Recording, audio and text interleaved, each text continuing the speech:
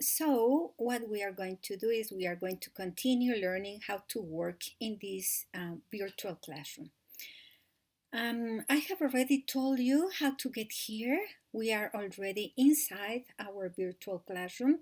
You can see it because here is the title of our course. Remember that I chose this abstract sciences course as an example, but the mechanisms and the dynamics are exactly the same as the course for life sciences. So you can also use these videos to navigate there. I have already told you about the column on the left and also about this very first forum where you can post.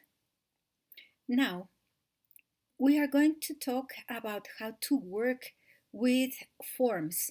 Whenever you see this icon, it shows that it will take you, when you click on it, it will take you somewhere else in the web. So this time we are clicking here. And this time it took us to a Google form. I really need to have all your contact information so that I can find you in order to give you extra information or some changes that may be needed along the course. So please fill this in. As you can see, this is a Google form, as I was telling you. You have the very well known icon here.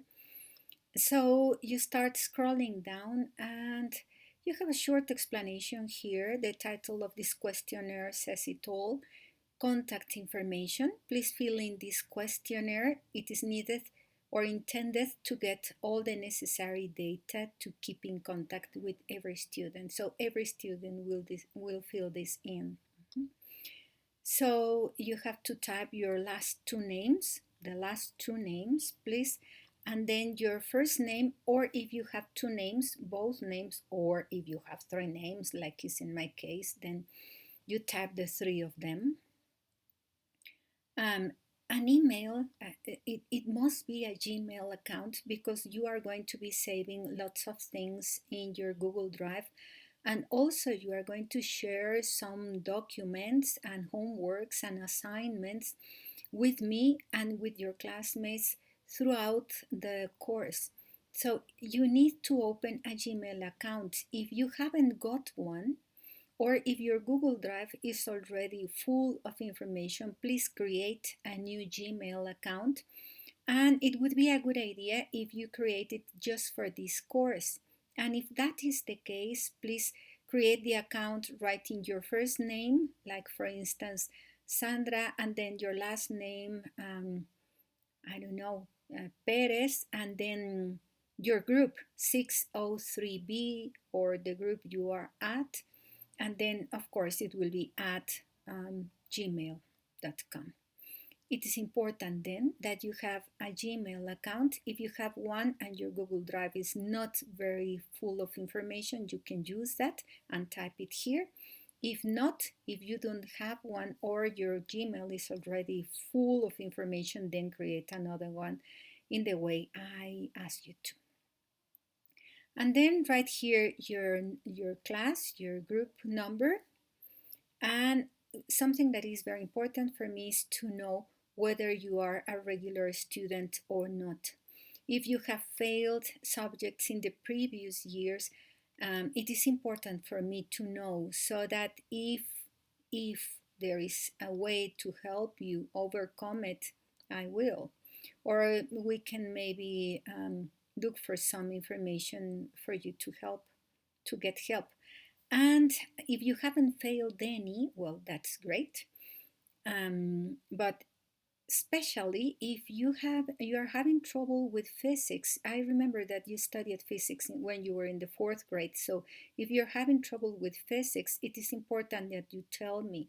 Not here because there is not the space to do it, but tell me in the chat at the forum because this course is very related to learning and remembering concepts from physics, but in English.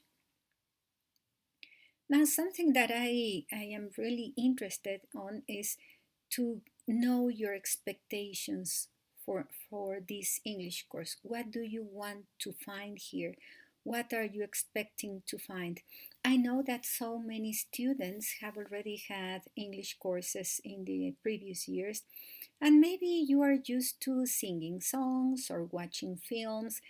Let me tell you that is not going to happen in this course, because this course is very related to science, specifically to physics if you are in the abstract science course, or to biology, chemistry, anatomy if you are in the life sciences course. So, what would you like to find? Perhaps tutorial videos, perhaps readings, perhaps videos on science. I don't know. Whatever you want to say or type here, it's important for me, and I will try. I will try to do something in order to meet your expectations. Now, the next one: do you have good access to internet at home? This is very important. Please tell me about it.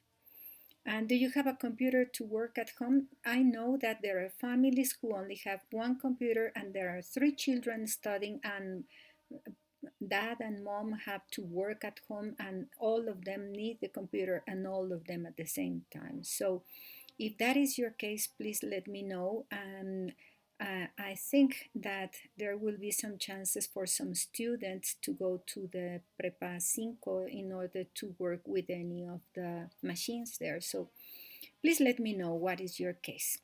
So as you could see, it is quite easy. When you finish answering, please click on Enviar, Submit. Click there, otherwise I will not get your answer. And when you click on that, well, then you have the way go back, and then again you are in the course. Well, this is it for today. Well, this is it for this video, and I will see you in the next video. Bye bye.